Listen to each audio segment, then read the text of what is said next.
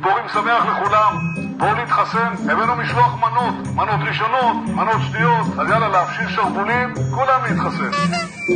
כן, מה איתך? מתחסן? קודם כל חג שמח ביבי, אבל אומר לך את האמת, אני מפחד, אני לא יודע מה יש בחיסונים האלה. כן, אל תהיה ליצן. החיסון הזה עבר את טובי המומחים בעולם, את רשות ה-FDA האמריקנית. מיליוני אנשים לקחו אותו, התחסנו, יצאו מהסכנה. שמעתי שזה משנה את ה-DNA. מה, אני צריך שיצמח לי זנב? כן, תפסיק לקשקש.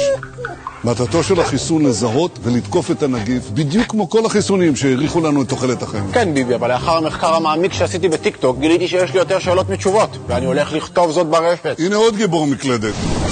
נו באמת. מה האינטרס שלך לחסן אותנו? מה שירצו לחסן את כולנו? מה האינטרס שלך? אתה רוצה להשתיל למזבח, אה? רוצה לעקוב אחריה, ביבי? מה האינטרס שלך? די עם הפייק ניוז.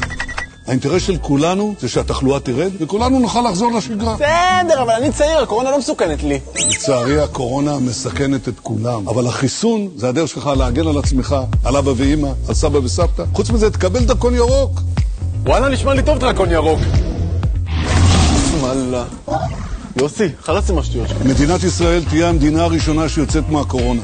זה בזכות מיליוני החיסונים שהבאנו, בזכותכם אזרחי ישראל, בזכות צוותי הרפואה שלנו, בזכות אלה מכם שעדיין לא התחסנו ויבואו עכשיו להתחסן. בקרוב נוכל לחזור לחיים שהכרנו ושכל כך אהבנו. אז שיהיה לכם פורים שמח, הפורים האחרון עם הקורונה. ביבי, שכנעת אותי, אני הולך להתחסן. כן, אש עליך.